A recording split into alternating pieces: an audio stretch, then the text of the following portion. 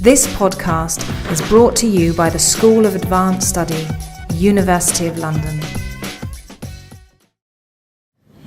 The library, like several other departments of the university, extension, examinations, matriculation and school examination training colleges and the appointments board, was to be closed, and library staff were to be directed to other work, with one or two responsible members, revised upwards from one member, visiting the library building from time to time to report on the state of affairs.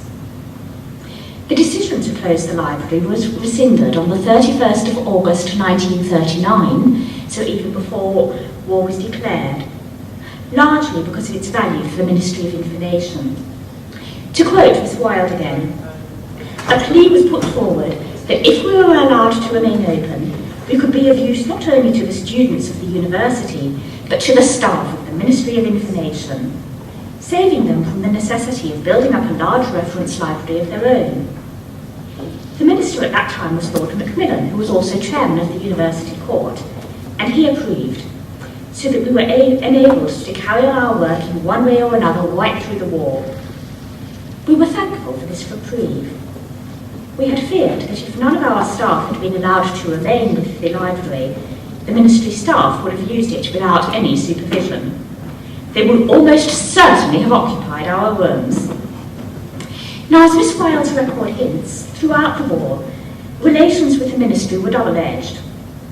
On the positive side, ministry staff and related figures, like the journalists based in Senate House, consulted the library and library staff regularly for information on current affairs and on historical ones as commentary on more recent events. Ministry queries were many and varied. For example, the desire to know the number of ships engaged in various historical naval battles, such as Grenville's engagement off the Azores and the Battle of Trafalgar. That one was presumed to have arisen from the scuttling of the German battleship Graf Spee on the morning of the request. There was another request for information about recent books on peace and war, for which the library supplied travelling library lists and a bibliography.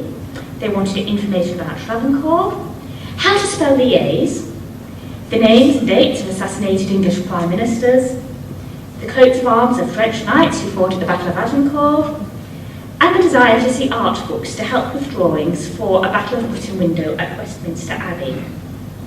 Most of what we know about the library during the war, we know from a wartime diary, which was begun at the end of August 1939 and continued until the end of July 1943, when inexplicably it stopped most definitively. And this diary records how a member of the ministry has expressed his, almost never her, always his, appreciation of the assistance afforded to him by library staff. For example, I quote, "A special telephone message was received from Miss Dixon of the Ministry asking for permission to introduce a member of her staff to the privilege of using the library. She said that she wished to take the opportunity to express, on behalf of her department, grateful appreciation of the courtesy and invaluable help which had been received from the university library staff." That's the 17th of October 1939. Or, a telephone message was received from the Air Ministry asking that facilities might be given to Squadron Leader H.F. Brown to study in the library. He's a member of the education branch of the RAF and is engaged on educational work for Air Force men throughout the country.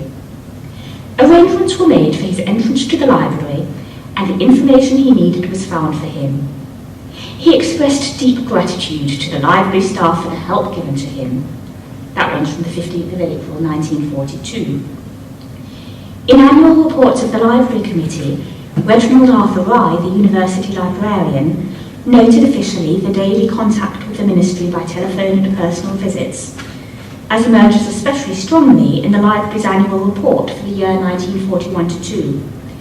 Information is supplied to them, that is, senior members of the Ministry of Information and other government departments, by all departments of the library, and inquiries are received continuously during the day in the reference library and by telephone.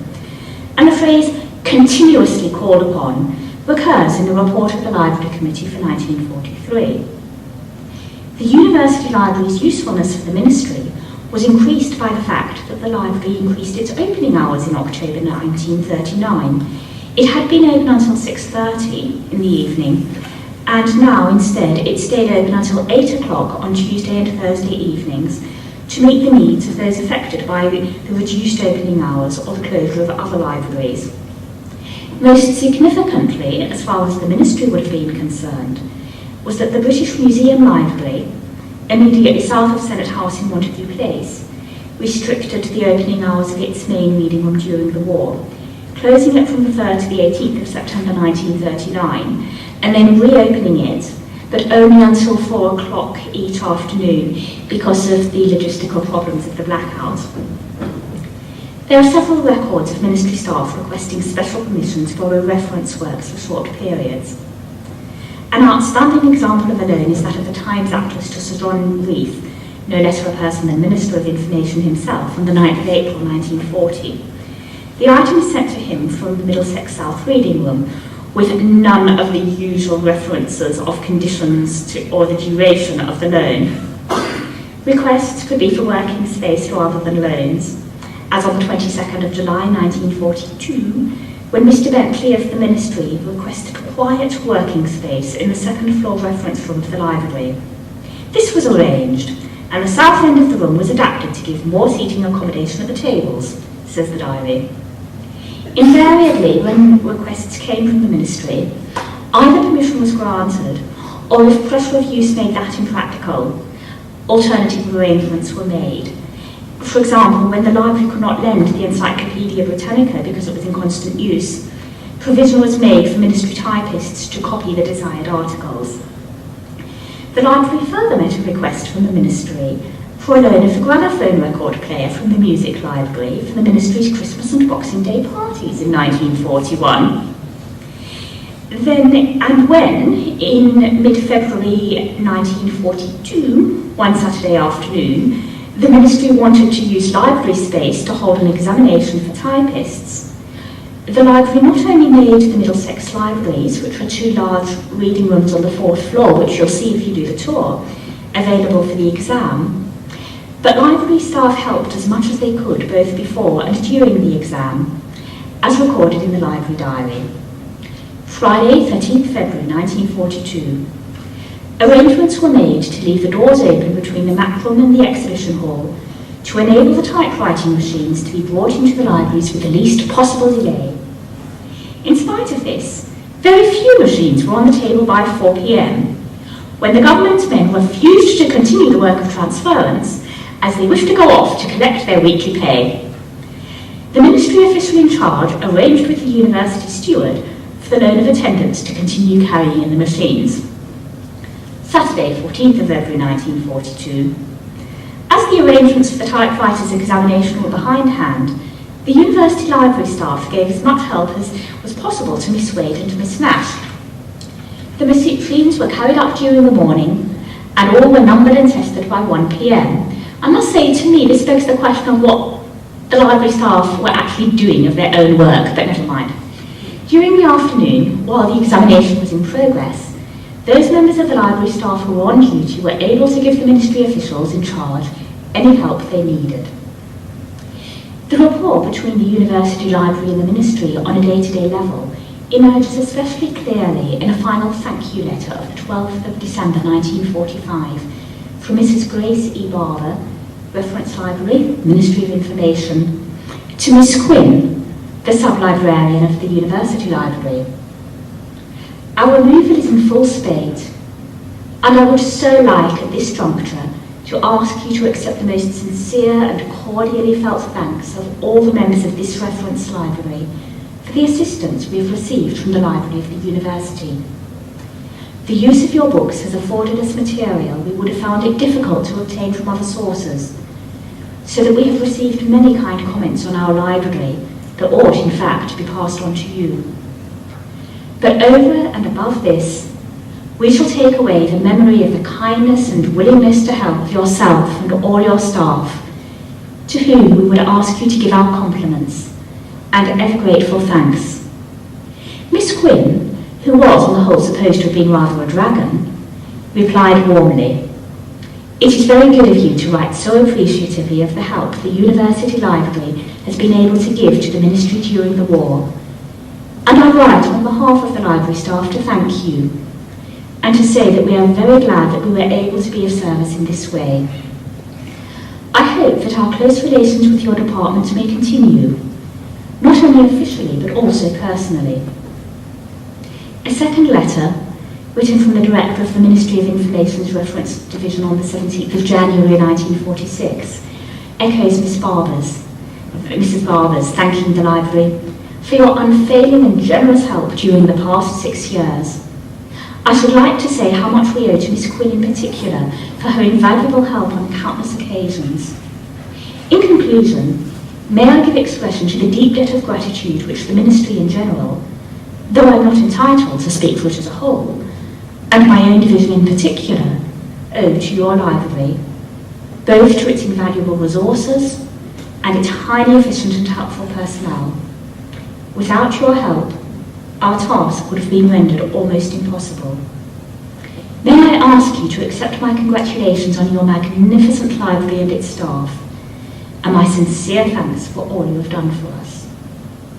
Now, in fact, although this help might seem to be quite one-sided, the library benefited from it fairly considerably in that it was able thereby to demonstrate, to prove, that it was performing national and essential war work. But even apart from that, assistance was not entirely one-sided. Occasionally there are records of ministry staff helping library staff in matters which could be effected only with government intervention. Sir John Russell of the Soviet Relations Branch of the Ministry helped the library to send university libraries publications requested by 2 Soviet state universities to their destination. And when William C. Dickinson, librarian of the London School of Economics and Political Sciences from 1933 to 1944, wished in February 1943 to send a manuscript to America for publication, the Ministry, via the University Library, made it possible. Moreover, the Ministry of Information gave the library its publications, a few of which are on display now outside in the display Michael mentioned overlooking the crush hall on the first floor. Gifts culminated in a present after the end of the war, made by special permission, of the so-called Nazi Black Book for Great Britain. That's photostats from an American microform of the German National Socialist Party's lists of major British firms, German firms partly or wholly in British hands, towns with well-known firms that might be useful to occupiers, institutions held in disfavour by the Nazis, and nearly 3,000 individuals to be rounded up upon German conquest of Britain. This book also is on display outside, and it features in the Treasures volume, which the library published with Scala last year, Senate House Library, University of London, items of which are also on display in the Dressel Room, and I warmly encourage you, if you're so inclined, to buy the book, available from the circulation desk in the library today. On the other hand, the library regarded the Ministry of Information's presence in Senate House as a clear threat, rendering the building particularly vulnerable to air raids. The location of the ministry was anything but a secret, with threepence halfpenny picture postcards of the ministry on sale, and one journalist early in the war writing, "Every taximan whom I asked to drive me to the Senate House of London University, no, I don't want the university at all." And the precise address of the ministry was also printed several times in the Times. No doubt we've lost most of our immunity through our building being in the occupation of the Ministry of Information, wrote librarian Reginald Wright to Dr. Richard Offer, the librarian of Leeds University, on the 25th of November 1940. And Marjorie Wilde recalled after the war in her memoirs, the Ministry of Information was, of course, an obvious target for attack. Wright's letter to Offer, just quoted, makes clear his fear of air raids. Fiercer attacks are to be expected. It seems to me that unless we do something drastic, Soon, the tragic experience of University College will be repeated in the University Library. University College had just been bombed very badly and lost 100,000 books. Wright also expressed his anxiety in December 1940 to pack Goldsmith's library books into chests expeditiously, as he was afraid the library might be bombed again at the time of the next full moon, next week. The fear was shared by others in the building. Interviewed half a century later, in 1997, Joan Hunter Dunn, who was the wartime catering manageress immortalised in a poem by John Betjeman, stated, "The dear Senate House, God, it stuck out so clearly to the German bombers, this White Tower. It was so obvious." Not only was the ministry perceived as augmenting the likelihood of enemy action, but the library was jealous to guard its space in the face of what it perceived as ever-increasing encroachment by the ministry on its territory. Some of the encroachment was unofficial.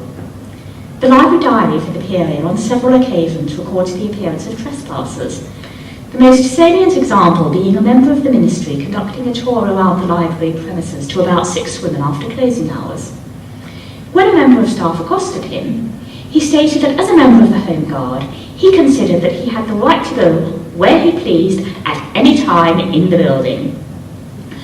On another time, a night watchman reported having heard the voices of a man and a woman in the library tower stacks during the night, and having found one of the ministry Home Guard trespassing there. On the same occasion, it was reported that a barrier from the ministry staircase leading into the 6 mezzanine tower stacks was repeatedly broken down after being replaced and marked by the library attendants. For this reason, there was constant concern over the locking of gates in the tower, padlocks on exits to the roofs, and so forth. The concern for security was justifiable. Occasionally, air raid wardens complained about lights left on in the tower, a sin possibly but not necessarily committed by library staff. And there were also ugly instances of petty theft in the library, of cash, including money from a Red Cross collecting box, and of stamps. This reflected a sense of lawlessness which prevailed throughout Senate House, with Kenneth Clark recalling of his time there at the ministry, when he was also sleeping on the premises, as lots of people were. The need to drag his mattress up and down daily, because if it was left, it would immediately have been stolen by the messenger boys. And Michael Benavia, who was the building's maintenance officer at the time, recalled the abuse of a large green leather settee from the Vice-Chancellor's office. Some of the encroachment was more official. On the 12th of September 1939, the Ministry of Information requested the use of the library's map room, which was beyond initial requirements, for use by Foreign Office officials.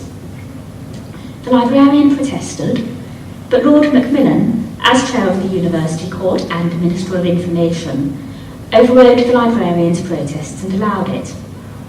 Even officially, Librarian Rye's opinion emerges, his report on wartime activities stating, "Later, the map room was commandeered for the use of the Archives Division of the Foreign Office, and this branch of the library's activities, which, incidentally, had been recognised as essential to their work by the Ministry of Information, had to be removed temporarily to the exhibition hall adjoining the map room."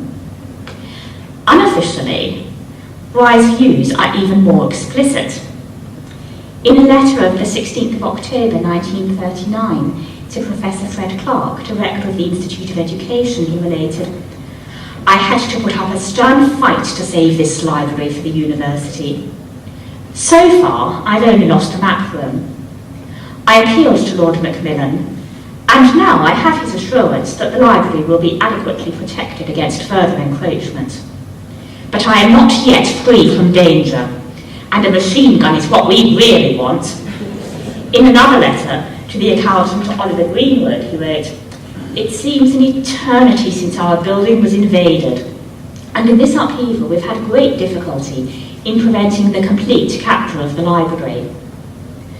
By May 1940, the Ministry of Information had outgrown its air raid shelter accommodation. This led on the 25th of May 1940 to a demand from the Office of Works via Mr. Benavia for daytime overflow area sheltered in the basement. The 3 rooms which seemed to provide best emergency protection belonged to the library: a dispatch room, a book box store, and a storeroom behind a tower staircase. The request came, therefore, for the library to clear its space. I had reluctantly to agree, as under the new Act it is backed by absolute requisitioning powers. Ministry ravages extended to wear and tear on library furniture.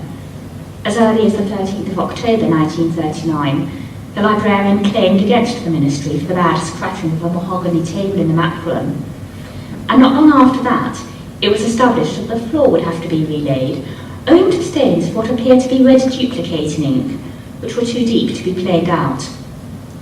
In August 1941, part of the 5th floor stack, the so-called Sunshine stack at the north end, was converted into office space for Charles Holden, the Senate House architect, and his staff upon their ejection from the ministry, with the folio hall following suit in early September. The library refused a request from the ministry for the use of the music library to house the library of the School of Slavonic Studies, which was also occupied by the ministry, on the basis that the music library had under 1/3 of the required shelf space. And the library was able to refuse use of its female toilets by about 30 typists, on the basis that it would disturb staff working in the exhibition hall and entail access to the library by unauthorised persons. The nadir perhaps came when Lord Duff Cooper, as Minister of Information, wanted, according to Rye and also to Miss Wilde, to commandeer Rye's office as a flat. This might have been something of a Chinese whisper. Michael Benavia, a senior university official, records in his 1990 memoir, London Before I Forget, that Lady Duff Cooper wanted accommodation in Senate House. But his recollection is that she wanted a floor of the tower to be converted for the Duff Cooper's use, which Benavia explained to be unfeasible on structural grounds, as well as being prohibited by the London Building Act. Worst of all for users was the ministry decision in January 1940 to restrict access to the building. The librarian was asked to furnish a list of names and addresses of persons for whom access to the library was desired. I responded with a complete list of library users, saying that the average attendance at any one time would be about 50 students maximum. Then, on the 23rd of May 1940, staff arrived to work to discover that, with no prior warning, the library was closed to readers and to borrowers attending in person for security reasons, a circumstance which continued until the end of the war, except that Rye applied to the Ministry of Information for passes to admit a maximum of 24 professors, recognised teachers, and persons engaged on research to the library. Books were borrowable by post and could be returned either by post or to a hut at the main gate, erected to control admission to the building, from which a member of library staff collected them. Theses or other books which could not be consulted elsewhere were made available at the London School of Hygiene and Tropical Medicine across the road. Now, lending books by post increased the volume of postal loans hugely, but not only that, it meant that the library faced another threat of destruction by bombs if a post office was destroyed and books in transit were lost. In fact, the Mount Pleasant post office was bombed and a parcel of university library books lost thereby. Details of library events after 1943 are sparse, because the Diary of Library Activity, which provides most of the colour and detail for the earlier part of the war, ends then. Library committee minutes after this date are mostly concerned with planning for the post-war period, the appointment of a new librarian following the retirement of Arthur Reginald Rye in July 1944, and donations. We know from the 1944 annual report that ministry dependence on the library continued, and we know from the appreciative letters quoted that it continued happily. The building was certainly not as pristine in 1945 as it had been in mid-1939. But the library had an additional sense of identity and worth for having performed a national service. It had, as it were, come of age. Thanks.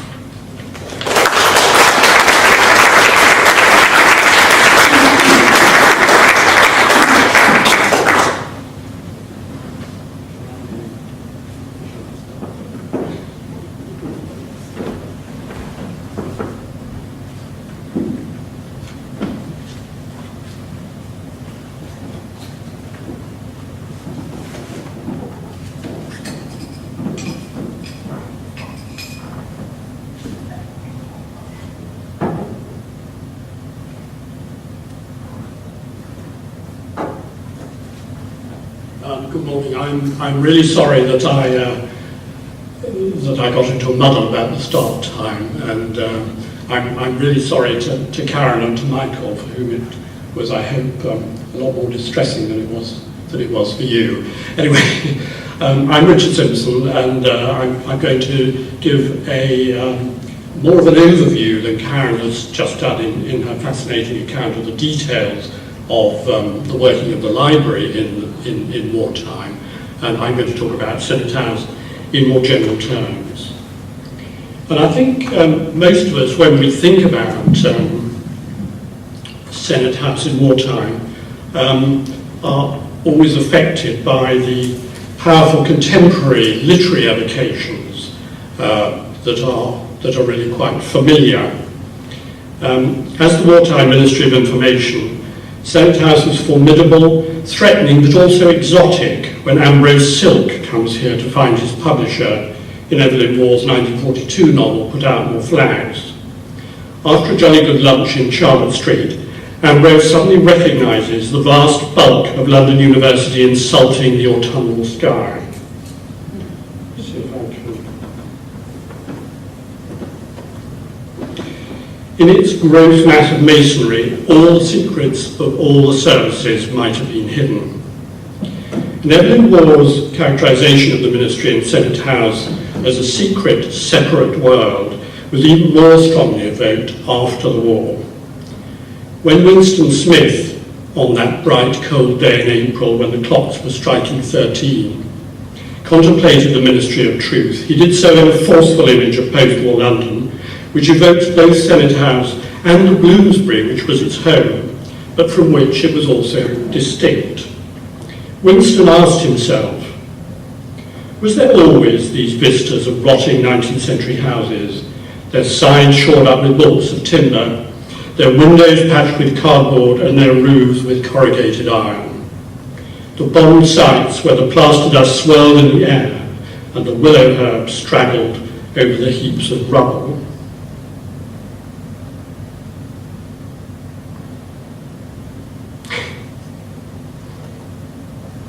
Above this grimy landscape, the Ministry of Truth was startlingly different from any other object in sight. It was an enormous pyramidal structure of glittering white concrete, soaring up, terrace after terrace, 300 metres into the air.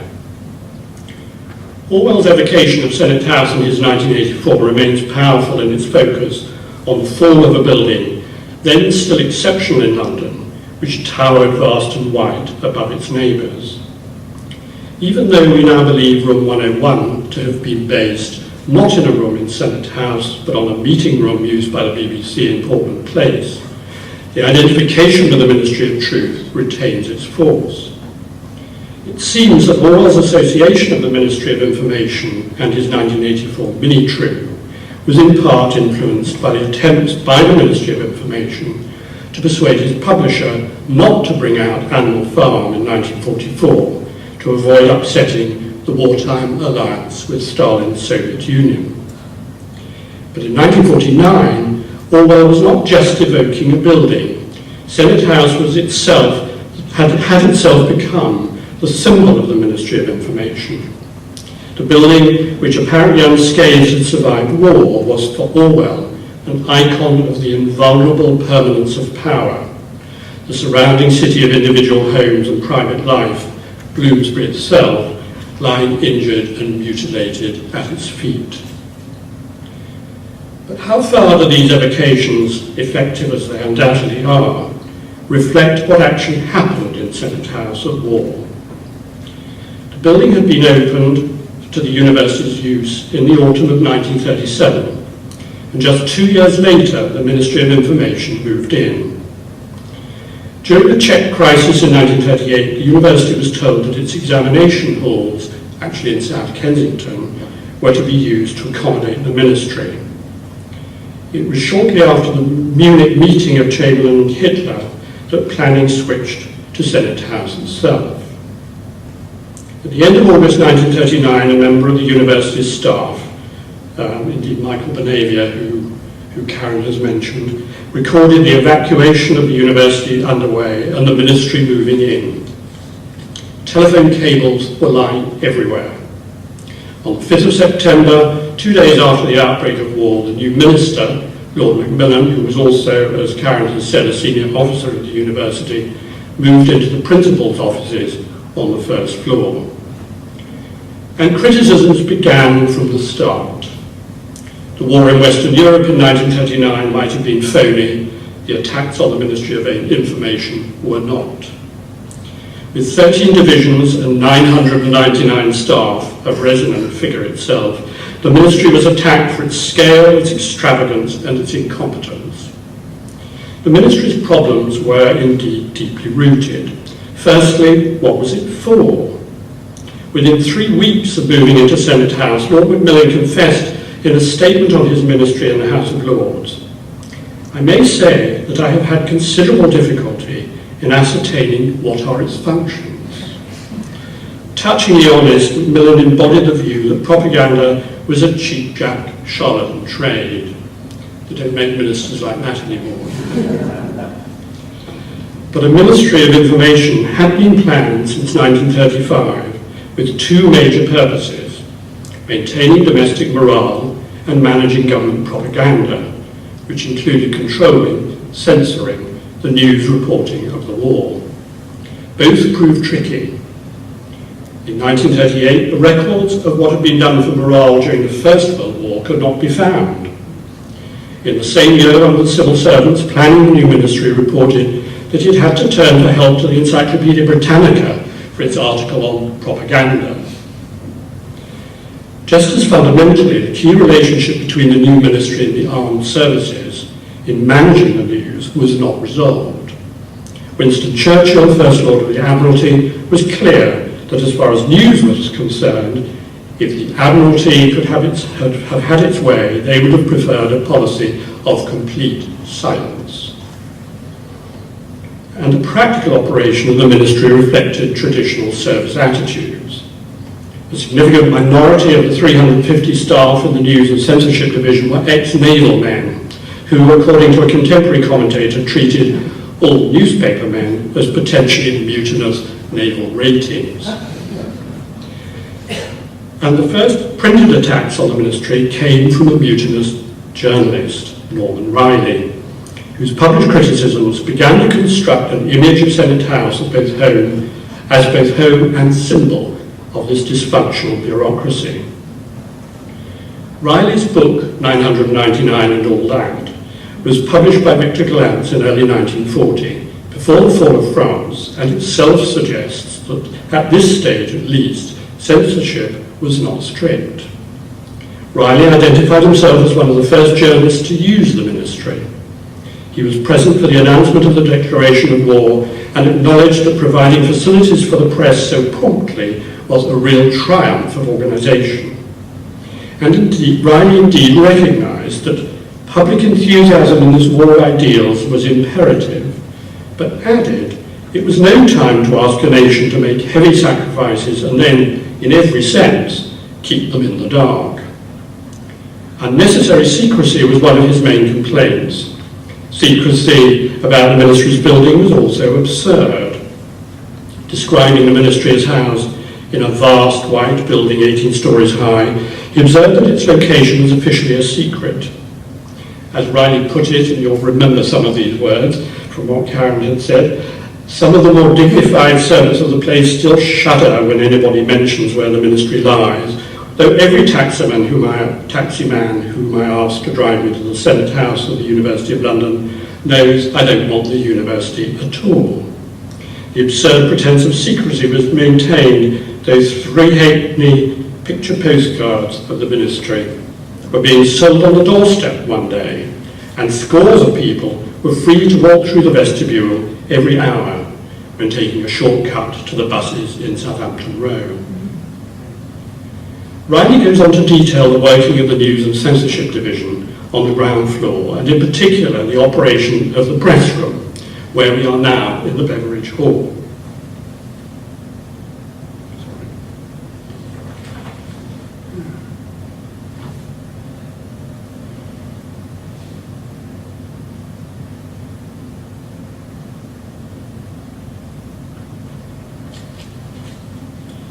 I think this is more or less where I'm standing. I think the exit. No, sorry, those are the exit doors, aren't they? Over there. And this is Norman Riley's description of what was going on in here in late 1939. Day and night there is a clatter of typewriters and a babel of different tongues. Day and night tobacco smoke wreathes toward the ceiling. When the first English evening paper reporters come on duty in the morning at 6 or 7 o'clock, there are United States journalists still there, and Australians hopeful of getting a stop press line for their afternoon papers. On a dais extending right round the room are 50 to 60 telephone boxes, most of them with direct lines to Fleet Street offices. At the peak of the day, there are upwards of 100 journalists in the room. The room holds row upon row of tables specially made and supplied for the job. A large proportion of the correspondents do all their work at the ministry to be near the cable sensors and the continental telephones. Each man, and of the 100 journalists he identifies only 6 were women, has his own table with accommodation for locking up important documents. Work within this space, what Riley calls the vast press room, was organised by a system of bells and loudspeakers. One bell, easily distinguishable from the telephones, clangs peremptorily when the great official heart has softened sufficiently to make a general announcement. If the big bell rings 3 times, it means that something deemed to be urgent is going to be read out. And Riley recalls how then pressmen come hot foot from all parts of the gigantic building to hear the announcement made by loudspeaker. And below the press floor, appropriately for Riley in the basement, worked the press censors. A system of pneumatic tubes distributed 2 copies of every press statement from the journalist here in the Beveridge Hall to the censors. 1 copy kept by the censor, the other returned with blue pencil alterations or stamped not to be published. Riley describes the next stage when, at least to begin with, foreign journalists phoning their copy through to their offices abroad had to stand in one of the telephone boxes in this room with the censor sandwiched together, the one listening to what the other read out to make sure he did not depart from the script already scrutinised. And apparently they cut the line if there was any deviation. One of the journalists who actually says that he wasn't even allowed to say bonjour to his girlfriend because that had not passed through the censor's scrutiny. The peremptory bells, the loudspeaker announcements, the censor's furious supervision. Elements of Orwell's ministry are already in place in Riley's account. And the sheer scale of the building itself reinforced the perception of a huge ministry, encouraging the view that it was so vast that it was out of control. For Alfred Duff Cooper, Churchill's first Minister of Information, in May 1940, the ministry was a vast machine. As he went on, a monster had been created, so vast, so voluminous, so amorphous, that no single man could cope with it. Certainly the first ministers, including Duff Cooper himself, were failures, and came and went at speed. It was claimed that the staff chanted, "Hush, hush, chuckle who dares, another new minister's fallen downstairs." But Norman Riley saw in his palace of Bloomsbury another key deficiency. the minister's remoteness from public reality.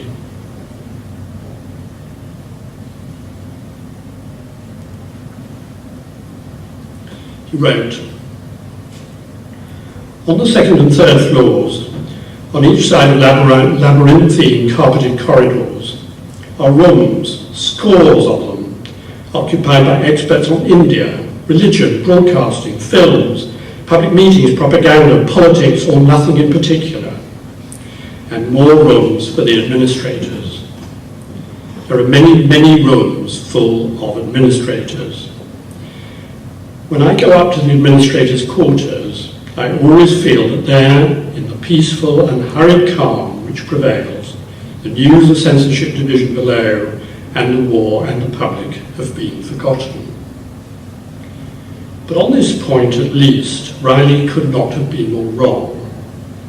Upstairs, the war had not been forgotten. But on these upper floors, we can discern a very different story.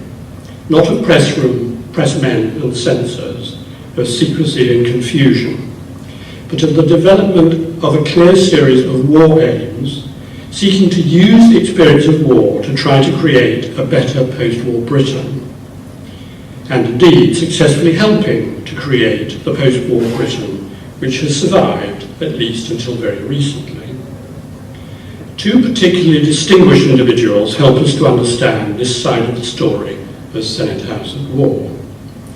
The first is Kenneth Clarke, who Karen has mentioned, Lord Clerk of Civilization, as he came to be known after his fantastically successful 1980s television series.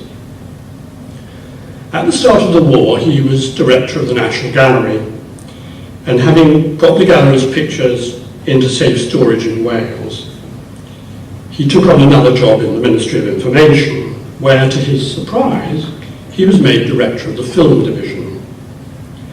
Although Clarke later described the ministry as a kind of wastepaper basket into which everyone could throw their grievances, he was able to use his position in a truly creative way. He overcame contemporary prejudice. At that date, films and filmmakers were suspect, as he wrote later.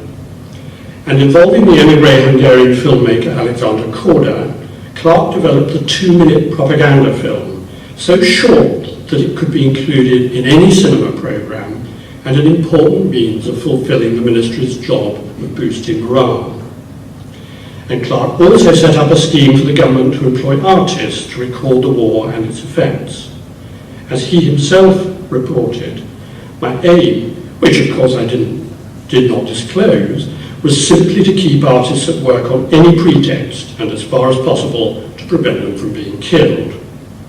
It was under this war artist scheme that Henry Moore made his moving series of drawings of people using the London Underground as bomb shelters.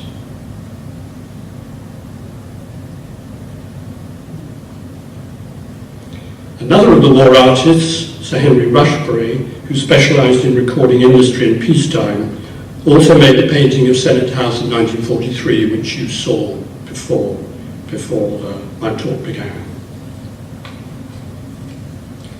Kenneth Clarke's concern to support artists through the ministry also led to the foundation of the National Buildings Record, now the National Monuments Record, a way of registering both countryside and buildings threatened by wartime destruction. One of the artists involved in this scheme was Barbara Jones. And here we see her watercolour of a saddler's shop in Croydon, which appeared in one of the volumes Recording Britain, published just after the war in 1946. And Barbara Jones has another rather moving connection with this building, because her earliest known work is here in Senate House, still here in Senate House today. She was one of the artists from the Royal College of Art who painted a ceiling in the building in 1936 in the former small refectory on the 3rd floor. Perhaps later on we might be able to go and have a look at that. It's the only survivor of a number of decorative paintings that were made in the building just as it was finishing being built in 1936. And the energetic Clarke also established even wider support for the arts and music when he used his position in the ministry to set up the Council for the Encouragement of Music and the Arts. Chaired from 1942 by John Maynard Keynes, this was to develop into the Arts Council and to outlast both the war and indeed the ministry. Clarke's creative work in Senate House can be seen as part of a recognition that truly winning the war meant more than military victory. Focused on effective democracy, this was most clearly expressed by Francis Williams, a former newspaper editor whose day job was control of press censorship here in the ministry. In 1941, he edited a series of pamphlets called The Democratic Order, which he introduced by explaining, "We are fighting not simply to destroy the military power of Germany, but to defeat the philosophy and ideas of Nazism. Our purpose will be unfulfilled if we fail to destroy the kind of conditions in our European society which made Nazism possible." And he continued, "We must reply with a democratic order which shall offer to the people of our own country and of all countries their true inheritance of peace and economic security and social justice and freedom." And these aspirations could not be more powerfully represented than by Sir William Beveridge, after whom this hall is named, and whose report, I'm so sorry, that's the Barbara Jones, panel at the Barbara Jones ceiling. And then Sir William Beveridge with his report, which was launched by the Ministry of Information at a major press conference held here, but in the Macmillan Hall, which is just through those doors over there. Brendan Bracken, by then Minister of Information, had recognised the value of the Beveridge report in boosting morale, meeting the larger war aims, as we've heard them discussed by Francis Williams. He gave the Beveridge report maximum publicity directly contrary to the wishes of the Churchill government. Beveridge himself, indeed, needed to be persuaded, and he later described Bracken as cooing to me down the telephone.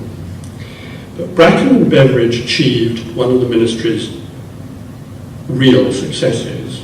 As Beveridge himself put it, the public boom in the report was overwhelming. I became, at a blow, one of the best-known characters in the country. And beyond, the ministry's press controller said at the press conference, as a result, Beveridge plans swept the country and indeed the world. It was a major achievement for the ministry in terms of national morale and of Britain's international standing. And these major achievements depended on others, many others, on the sheer carrying on of everyday life in Senate House in wartime. We've heard how the university library continued, and other university staff, the messengers, engineers, still provided services in the building, which was in use round the clock. Food was provided in the kitchens and dining rooms on the third floor, including the small refectory with its ceiling painted by Barbara Jones and her fellow students.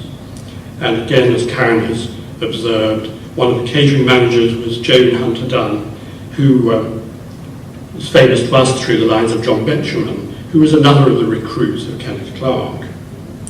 Clarke himself described using the building as an air raid shelter for staff. 24-hour working meant that the Foreign Office press department supplied a bed for its night duty officer. And Duff Cooper's Parliamentary Under-Secretary Harold Nicholson, in a letter to his wife, the novelist Beta Sackville-West, described being fast asleep in Senate House, curled up on my rubber mattresses, on the night of the 7th to 8th of November 1940, at the height of the Blitz, when the building had a direct hit. As Nicholson put it, and would you believe it, we really had been struck by the Luftwaffe. A bomb had hit us on the shoulder. It had broken through one floor and exploded on the floor below. It had done in the university library.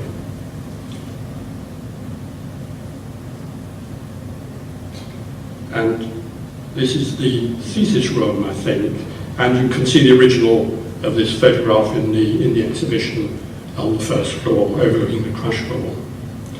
Nicholson went on, our windows on the courtyard side have been twisted into shreds. The courtyard is full of masonry, but not a single soul even scratched. It was all great fun. The tower was also used by the Observer Corps, but Duff Cooper's wife, Lady Antonia Cooper, was not allowed to have the floor of the tower turned into a flat. While for the journalists and writers, what was most important was the ministry's attempts to control and curtail their writing, perhaps for the larger population, the greater importance of Senate House in wartime was its contribution to our post-war world. Whether it was the recording of our historic buildings and landscapes or the attempt, as Beveridge put it, to free the whole nation from the 5 giants of want, squalor, ignorance, idleness and disease. And when he launched his report in 1942, Beveridge was also speaking in a Senate House that was very much his own creation. Because if the architect Charles Holden is rightly admired for what is justly recognised as his masterpiece, that masterpiece came into being because of William Beveridge's vision. It was Beveridge who, as the university's Vice-Chancellor from 1928, had determined the ambitions for a new building which would not only serve the university, but provide, as he put it, a chance to enrich London, to give London at its heart not just more streets and shops, but a great architectural feature. The new university centre to stand, an academic island in swirling tides of traffic, a world of learning in a world of affairs. By 1939, the world of affairs had swirled closer and more threateningly than Beveridge could have foreseen in 1928. But Senate House was able not only to enrich peacetime London and Bloomsbury, but to play its part in achieving the larger war aims of democracy made real by social justice. Thank you.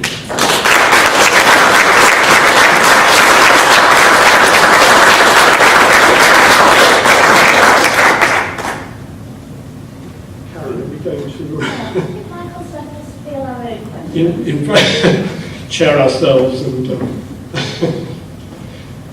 questions. Yeah, I mean, I've used this library since the 70s. It was one of the seminars of the historical research. I'm an historian, but I kind of live by myths, I must say. And you've actually exploded one of them, terrible pun, with the bomb, because one of the myths I always had was that, because of the way the building is constructed, it has obviously similarities with buildings in a kind of Stalinist mode, yes, and also the kinds of things that Hitler would like.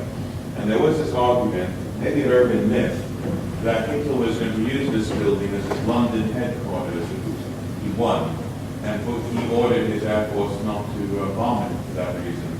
And maybe this was a stray bomb, so maybe my theory still exists. I'm wondering about that. And that ties into something else.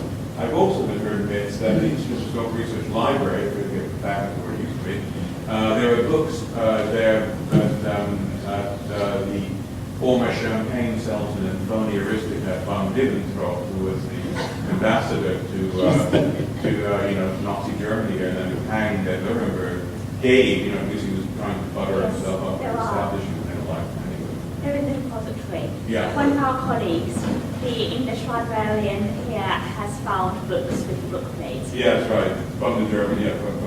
So there, these kind of weird vibrations besides the 1984 vibration. Yes.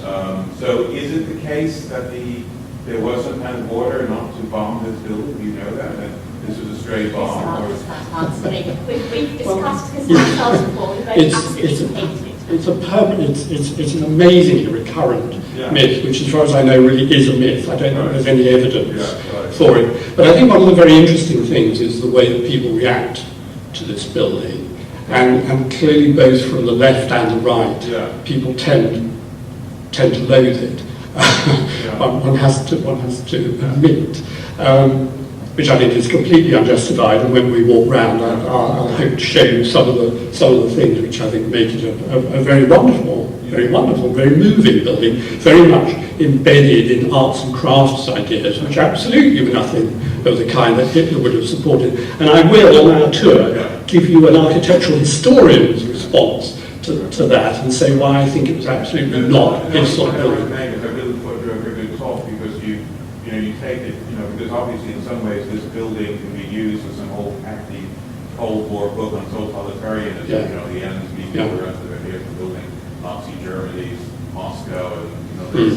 And the welfare state is something like that. But it's very good that the beverage hall was a beverage. But so I thought that was a very good thing that you did. Thank you. Karen, do you want to talk about them? I think simply quotes by the sheer quantity of people who were terrified that the building. Excuse me, could you use the microphone? Yeah, sorry.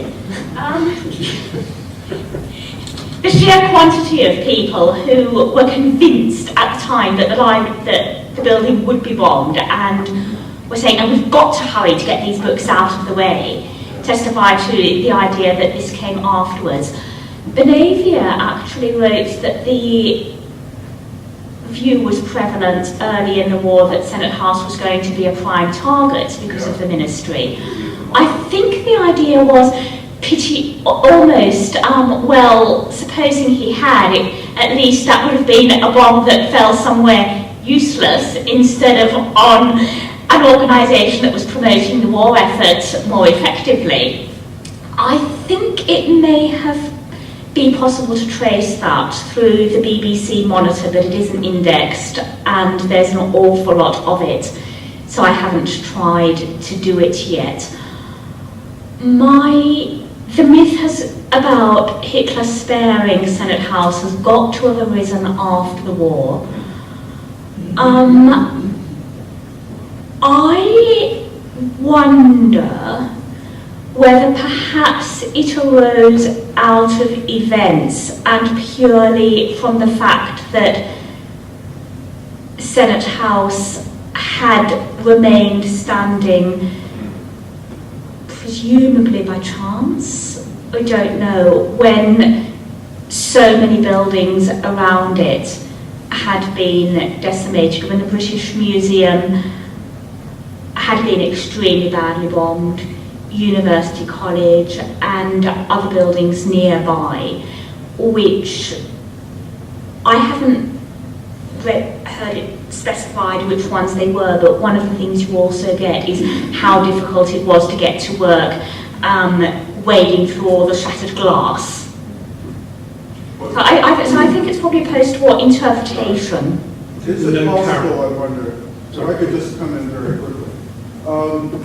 This resembles very much the work of Albert Speer, the Nazi Hitler's favorite architect, and I wonder if it's possible that they simply admired this building as a work of architecture and didn't bomb it. I mean, because it was such an obvious, easy target for the bombers, that it is remarkable, I mean, almost illogical that it wasn't hit by more bombs. So I wonder if there might be a purely aesthetic motive for the Germans not to have bombed, purely because they might have... Well, it's exactly on your point that I'll argue quite against that, but I'd like to do it when we're actually in context, because then I think you can actually see why I think that's absolutely wrong, why this is not the sort of building that Albert Speer designed. But I would like, I would like to just say, because sorry. No, it just has a certain monumental... it certainly does, yes. Hollywood film. I mean, there are lots of films here. The films that you have here are either, they try to make, I mean, if I remember correctly, sometimes films is supposed to be a recreation of Hitler's chancellery, or, Star Trek type films, where, of course, in the future you have a kind of Nazi kind of flavor, Klingons or something like that, or, aggressive. But also Hercule Poirot and Dark Knight Rising as well, so it's fairly pluralistic. But I just wanted to make one point in response to Karen, because actually we know there were 9 direct hits on the building. 9. And I think here I'd like to say that the real explanation, we should be standing up for Charles Holden as a fantastic architect who knew how to construct really strong buildings. And it's a fantastically robust building. Gentleman back. Yes, there are 2 points. First, prompted by the 2 previous questions, can I just contribute that when the British Library was still co-located with the British Museum, there was, in whatever year it was, an extremely diverse exhibition of maps, including, for example, various versions of the Underground map, and a Luftwaffe target map of London with entities ringed in various colours. For example, I remember Beckton Gasworks, which is obviously a different military target along with railway stations. But they had a colour coding of magenta, which included the British Museum, which was captured in, of course, German, which I'll translate, a world-class collection of antiquities. And I remember reacting purely subjectively at the time. It was as if the Germans had decided that this was something really they ought not to be knocking to pieces. Now, I agree that's denied by what your colleague has just said, rather than the British Museum receiving a number of hits. But I mentioned this very useful. Do you remember what colour Senate House was? I honestly don't remember, but that map is presumably... We ought to have a look, we ought to find the map. Through the British Library, and I personally found it a very interesting time. Can I switch to another point with profuse apologies, but unfortunately arriving late this morning. I'm very interested in that picture. Could you tell me, if you haven't done so already, or perhaps again, what it is? Because striking is the vista of Senate House uncluttered by surrounding buildings. Yes, it's Henry Rushbury's watercolour of the building in 1943. So it's in wartime, and down in the bottom right-hand corner you can see somebody in uniform. And Henry Rushbury was one of the war artists who Kenneth Clark was trying to support. He particularly painted industrial buildings, but this was actually painted on commission by the university and presented to Lord Macmillan, because Lord Macmillan, as the chair of the university's court, had really been responsible in harness, as it were, with William Beveridge for raising money for the building. And this was actually the painted as a gift by the university to Macmillan when he retired as chair of the university court in 1943. Thank you. I'm right, am I not, that vista is not available nowadays? It's a slightly artistic perspective, adjusted perspective. What is very interesting is you can actually see Birkbeck being built up here. I'm sorry that this image is not the best one, but in the original you can actually see that this is the frame of Birkbeck. Can I go back to the bombing issue and whether they spared Senate House on purpose or not? I think there would have been one good reason why they might. If you think of the city was basically devastated, but St Paul's continued to stand. Now, St Paul's was the tallest building in London at the time. Senate House was the next tallest building in London. As Joan Hansdon was saying, this White Tower, it was so obvious. And also they'd thought about whether they should actually camouflage the tower, and then they didn't. I think there would actually have been quite a good reason to allow Senate House to stand, although no one in it really thought they would, and that's that it would have been quite a good orientation point for the Luftwaffe. Yes, supporting that theory might be that the tower at the relocation site of Crystal Palace in Sydney was deliberately demolished, I understand, because being used as a reference point for incoming German bombers. Yes, I think that's quite right, and part of the Regent's Canal was filled in, wasn't it, because it was too visible in moonlight. So we do know that landmarks were being used. I think we should also not forget that bombs were very imprecise. The bomb on the British Museum is just as likely to be an accident.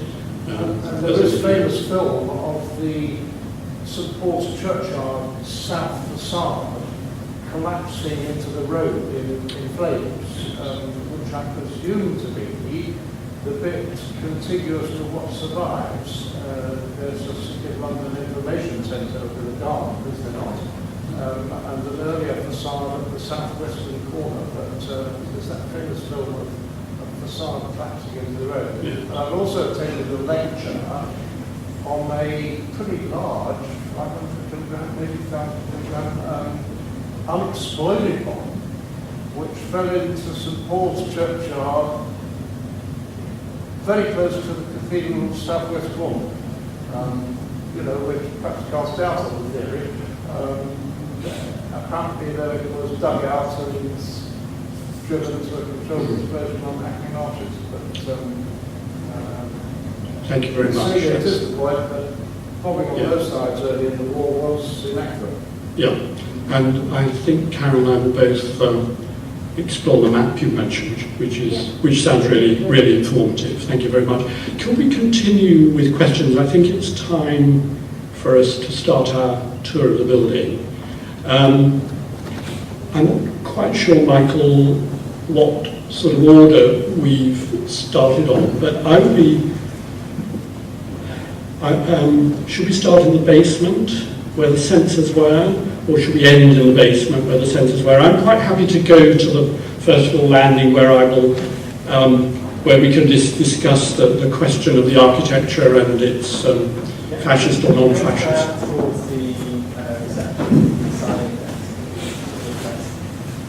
So we're going out and we're turning left. Okay. Thank you all very much.